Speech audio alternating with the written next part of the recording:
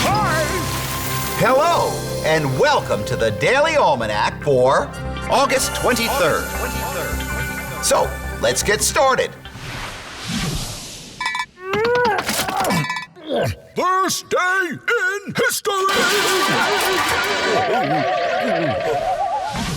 On this day in history, August 23rd, 1775, Britain's King George III proclaimed the American colonies to be in a state of open and avowed rebellion.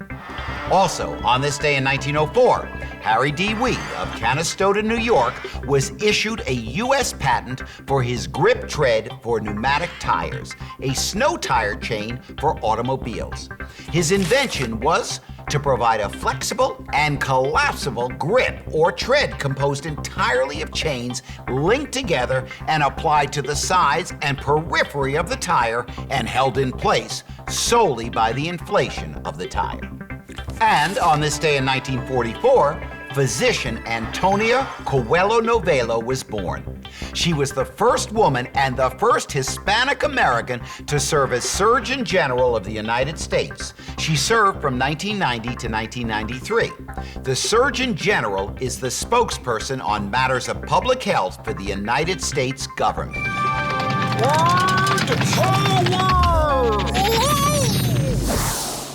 Today on Word Power, we're going to talk about the saying, icebreaker. An icebreaker is something that is said or done to make a situation more comfortable. You might say, his jokes are the perfect icebreakers. They make everyone in the new group feel more relaxed. The saying, icebreaker, comes from the name of a ship that is designed to break up the ice covering the water so that other ships can pass through. Ooh, extreme.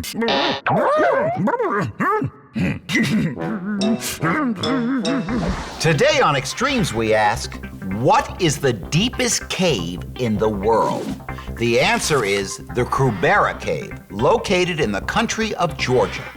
It was measured to be 6,824 feet deep, or 2,080 kilometers. In order to explore the depths of this cave, you have to rappel, which means that you use a rope to lower yourself downward. In fact, to get to the bottom of this cave, you would have to lower yourself down the length of 5.5 Empire State Buildings. It must be really dark down there.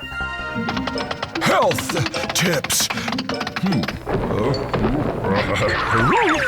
If someone is farsighted, it means they can see things clearly when they're far away, but have trouble seeing things that are close up. For example, you might be able to read what's on the blackboard clear across the classroom more easily than you can read what's in a book that's right in front of you. The scientific name for farsightedness is hyperopia. Now, if you think you might be farsighted, tell your parents or teachers so your eyes can be tested. Hyperopia is easy to fix with a pair of glasses or contact lenses.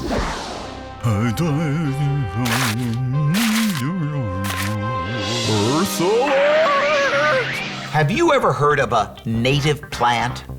If a plant is native to its environment, it means that it grows there naturally. It's meant to live there. If a plant is not native to its environment, it means that it was brought there, usually by a person from somewhere far away. Some kinds of non-native plants can become big problems. They grow very quickly, use up all the nutrients in the soil, and grow over the native plants so the native plants can't get enough sunlight. Kudzu is an example of a non-native plant. It was brought to the United States from Japan. In the 1930s, kudzu was planted in the southeastern part of the United States on farms and along roadsides to keep the soil from being washed or blown away. Well, the only problem was that kudzu grows really fast. It can grow as fast as 1 foot or 30 centimeters per day. In no time, kudzu had grown over fields, bridges, power lines, and roads. Native plants couldn't survive underneath the kudzu plant. But because the kudzu grew so quickly, people couldn't cut it back fast enough to keep it in control. Today, kudzu covers over 7,700 square miles or 20,000 square kilometers in the southeastern United States. Well, that's all the time we have left today for Daily Almanac. Thanks for stopping by, and I hope to see you tomorrow.